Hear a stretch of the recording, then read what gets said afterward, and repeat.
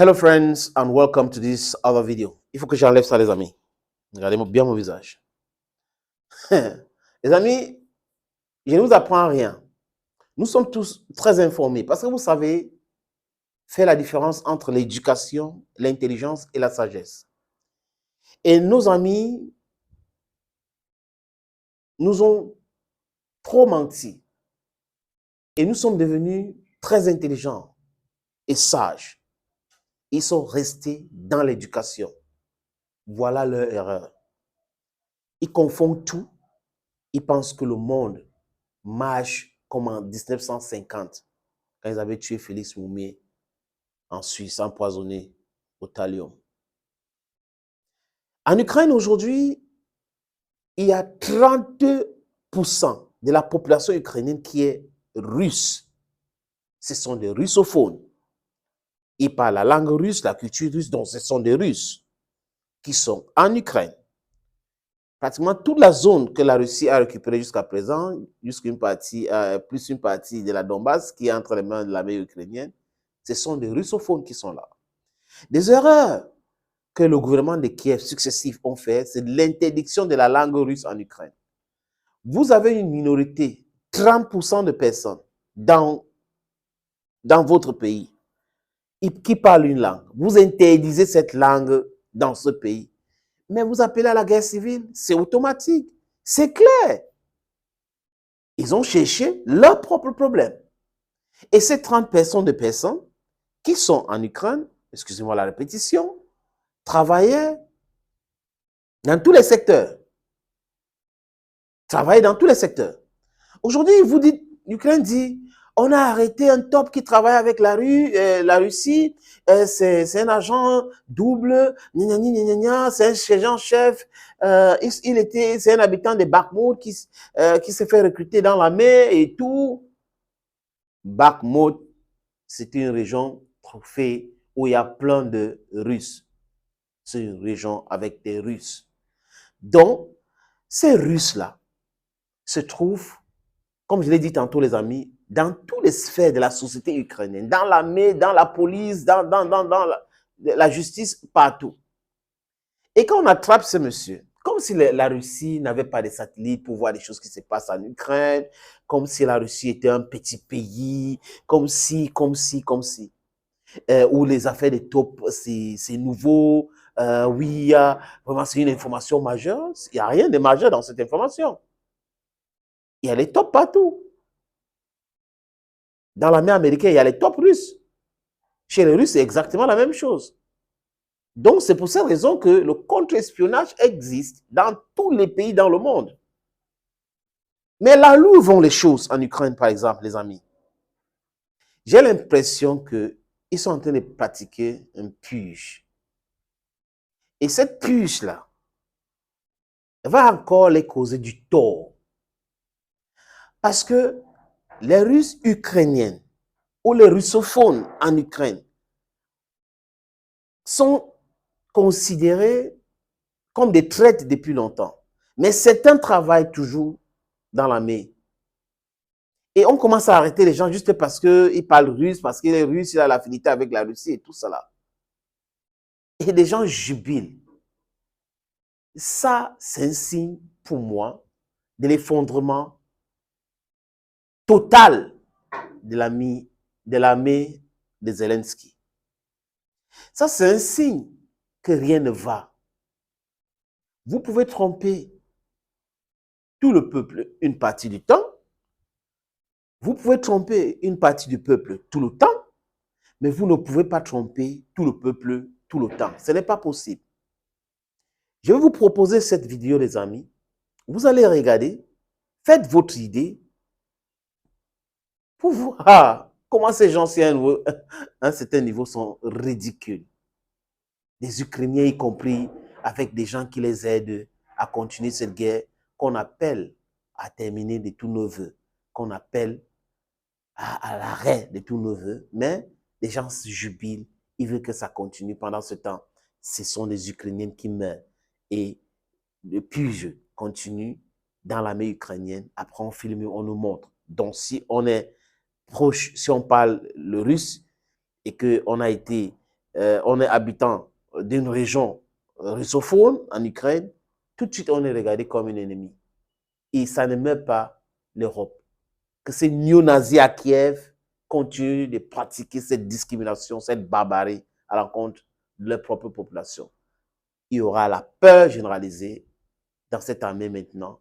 Tout le monde va suspecter tout le monde. Et par conséquent, ils ne pourront pas lancer les pseudo grands offensifs, pseudo grands contre-offensifs. Regardons cette vidéo, les amis. Bien, alors juste avant d'évoquer ces événements qui se précipitent, qui s'accélèrent à Belgorod, sur le territoire russe, juste avant, je voudrais vous entendre quelques minutes sur le cas troublant, je le disais, parce qu'on a du mal à imaginer que ça puisse se passer encore 15 mois après le début de cette invasion. Tu es naïf. Le cas de cet espion à la solde russe démasqué dans les rangs de l'armée ukrainienne. Oui, aujourd'hui, à ce stade de la guerre, on trouve encore des sous-officiers, en l'occurrence, qui travaillent au sein de l'armée ukrainienne. Ça existe depuis la nuit des temps. Tu es naïf ou tu fais semblant d'être... Voici les indispensables avec Fanny Veil. On va regarder les détails sur cette séance chef arrêté. Bonsoir David, bonsoir à tous. Qui est cet homme? Eh bien, on l'a découvert avec cette scène filmée par le service de sécurité ukrainien, le SBU, quelque part en première ligne en Ukraine. On aperçoit d'ailleurs dans le fond des troupes de Kiev en arrière-plan. Cet homme donc est sorti des rangs, il est encadré, vous le voyez, par des membres du SBU. Il est en train d'être menotté, arrêté, avant, vous allez le voir, d'être transporté manu militari vers une camionnette un peu plus loin dans le champ. Cet homme s'appelle Mikita Klimovsky, selon le SBU, il est ukrainien. Jeune, c'est un soldat des forces de défense, une unité de l'armée ukrainienne, et il avait, vous l'avez dit, le grade de sergent, c'est-à-dire qu'il était sous-officier. Bien. Alors, quelles étaient, d'une certaine manière, les informations qu'il livrait aux Russes? Eh bien, Mikita Klimovsky a été recruté par les services de renseignement militaire russes avant l'invasion. À l'époque, il n'est pas encore engagé dans l'armée ukrainienne. Il habite à Bakhmout. Regardez la carte. Avant février 2022, Bakhmout était en zone ukrainienne et non pas dans cette partie du Donbass en rouge qui est contrôlée à l'époque par les séparatistes pro-russes. Et c'est sans doute pour cela qu'il présentait un intérêt pour les services russes, puisque Bakhmout était à une vingtaine de kilomètres seulement du front et qu'elle était une base ukrainienne. Février 2022, donc, la guerre éclate et c'est à ce moment-là que Mikita Klimovsky entre réellement en action. Il décrit longuement aux Russes ce qu'il se passe dans la ville de Bakhmout donc et de ses environs. Il leur indique si les frappes russes ont bien atteint leur cible. Il leur transmet aussi les coordonnées exactes des avancées ukrainiennes. Il leur précise quels ponts les troupes de Kiev franchissent, où elles prennent position. Bref, il est leurs yeux et leurs oreilles sur place. Les semaines passent et Mikita Klimovsky devient encore plus actif. De Bakhmout, il est envoyé par le GRU, ces fameux services de renseignement militaire russes, dans la région de Dnipro, à 200 km de là. Et là, les Russes lui demandent de s'engager, de s'infiltrer donc dans l'armée ukrainienne. Alors, comment communique-t-il avec ses officiers ? Par téléphone, on retrouvera effectivement à son domicile un deuxième téléphone dédié spécifiquement aux renseignements russes. Et voilà les conversations et messages que découvrent les services ukrainiens. Le système de défense antiaérienne est installé à 15 km de nous, dans la forêt, mais je n'ai pas les coordonnées parce que je ne capte pas Internet. Une autre fois, le GRU lui demande « Les équipements sont tous arrivés ?» et voici ce qu'il répond. Je ne sais pas, il frappe avec quelque chose de lourd, avec une régularité jamais vue depuis une semaine. Sûrement, ça vient de la forêt, on entend des explosions. Une autre fois encore, il détaille, demain, 340 personnes nous rejoignent. Nous, sous-entendu la brigade, sa brigade. Ainsi, David, pendant plus d'1 an et demi, Mikita Klimovsky transmettra régulièrement des informations plus ou moins précises, on l'a vu, sur l'armée de Kiev aux Russes. Pourquoi faisait-il cela?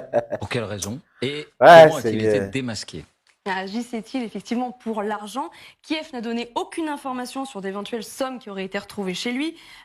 Mais Kiev vous a donné l'information sur les SMS. Pro-russe. On sait que dans cette région, beaucoup d'Ukrainiens ont des attaches, souvent familiales, avec la Russie. Là non plus, aucune indication n'est donnée. Mikita Klimovsky a fini donc par être démasqué et arrêté ces derniers jours à la suite d'un travail du contre-espionnage ukrainien. Et là non plus, aucune précision. Mais cette information, tout de même, le SBU le soupçonne d'avoir été en pleine préparation d'un sabotage, sans en dire davantage. Il est aujourd'hui en garde à vue, il est accusé de trahison et il risque à ce titre la prison à perpétuité. Merci. Si on ne l'a pas encore tué, Oui, parce qu'on parle de prison à perpétuité. Vous savez, ces gens-ci sont foncièrement méchants. Écoutez ce que la jeune dame dit. Il a les affinités avec les Russes. Il parle russe. Donc, à croire aujourd'hui que parler russe, c'est un crime dans le monde. Pour eux, si quelqu'un parle russe, c'est un criminel automatiquement. Mais ils ne se rendent pas compte du mal qu'ils ont fait au monde entier. Et ils ne se rendent pas compte que ce n'est pas une information qu'ils donnent. Ça, c'est de la propagande. Le contre-espionnage existe depuis la nuit du temps. Et fait chuter, ou je ne sais pas où ils ont pris ce tissu des SMS, des mensonges qu'ils ont écrits comme SMS concernant ces gens-là, qui les a donnés. Et ces mêmes gens qui les ont donné cette information, ne les ont pas dit où est-ce qu'on l'a arrêté, ce qu'on a fait avec lui et tout ça là. On ne les a pas donné le montant, alors que ça devait être une très bonne information de dire il a été payé 1 milliard, il a été payé 1 million de dollars, 1 million de roubles et tout ça. Mais c'est les SMS qu'on les a donnés. Ils sont toujours en permanence dans leur travail. Ligne éditoriale, détournement des vérités, mensonges perpétuels, racontage des bêtises, juste parce qu'on n'aime pas les Russes. Mais ce n'est pas votre désamour pour la Russie qui va faire en sorte que l'Ukraine gagne. Ça se passe sur d'autres cieux. C'est contre-espionnage.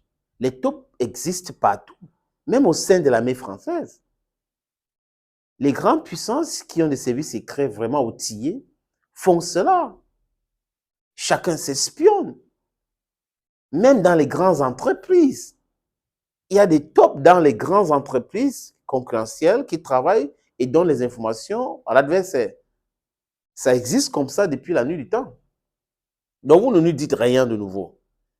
Et moi, j'ai seulement peur pour d'autres officiers militaires qui parlent russe, qui sont au sein de l'armée ukrainienne. Ils voient aujourd'hui qu'on va les considérer comme les ennemis, juste parce qu'ils parlent russe.